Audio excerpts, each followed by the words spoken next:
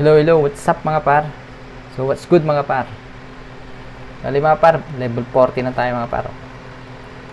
From free to play lang tayo mga par. Diba? Bali mga par, nakakuha tayo sa ano. Pag level 40 ka, mayroon ka palang rear. Nakakuha ng ano, mount. Ito yung mga par. So, attack speed 80%, tas skill speed 56%. Diba? Kaysa sa dito sa mga ano lang, sa common. Tas uncommon lalo lang. So, napakaganda na yung mga par. Nag-career din tayo ng mount. Tapos, isa pa mga par, nakabili din tayo ng materials na pang-craft ng rare na equipment natin mga par, na weapon. So, bali ginawa ko na mga par, nag-ipon lang ako talaga. Nag-farm lang ako ng mga loot na nadadrop ang mga mobs na pinapatay natin dun sa farm na pinagpaparman natin. Tapos nag-ipon tayo ng diamond mga par. Tapos yun, nung mura na yung mga ano, mga more yun, ganun na kailangan na pang craft ng weapon. Tapos mga materials, yun, binili ko mga par. Nakaipon din tayo. So, napakaganda mga par ng ano, progress natin. Tuloy-tuloy lang mga par. Tapos nga pala mga par, oh, ganda ng ano din, update nila ngayon. Yung event, special thanks event nila. Pag level 40 ka mga par, meron ka nito.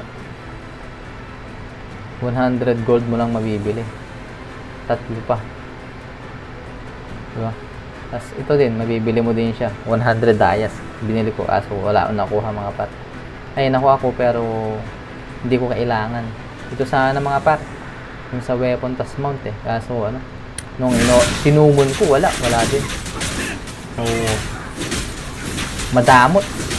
Madamot yung developer mga par. Pero okay lang kasi free to play tayo. Hindi kagaya ng mga to mga par, baka whaler tong mga to. Maka-epic yung weapon nila. Diba? Ang ganda. Grabe yung damage ng mga par pag naka-epic. Lalo na pag ano, naka-legendary yung ano mo. Weapon. Itong mga to, masakit na itong mga to. Epic. Swerte ng mga to mga par. Siguro mga nagtatap itong mga to eh. So tayo mga par, nakuha lang natin sa diskarte sa pagpa-farm ng diamond. Tapos yun, bumili tayo ng mat sa market. Ito lang, oh. Ito, may nabenta na naman tayo mga par, oh. Pinarm ko lang ito kanina mga par. May 15 dias na naman tayo. Dagdag. Diba? Ano na mga par. Bali ngayon mga par, level 40 na ako, nagpapa-level. Ano ako? Level ako ngayon. Kasi, try natin mag-NFT mga par. Kasi na-open to. Yung NFT tas yung token. Para magka-pair ka. Pag level 45 ka. So, 5 level na lang mga par. Ano? Try natin mag-cash out dito. Ano natin. So, na-excite ako mga par.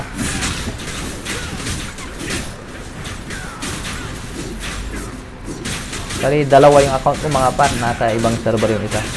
Level 39 na yung isa, magpo-40 na din. So habulin ko tong ano mga par, yung event. Kasi syempre baka makakuha tayo ng ano, mag-asumon tayo. Dito kasi sa ano, isang account wala.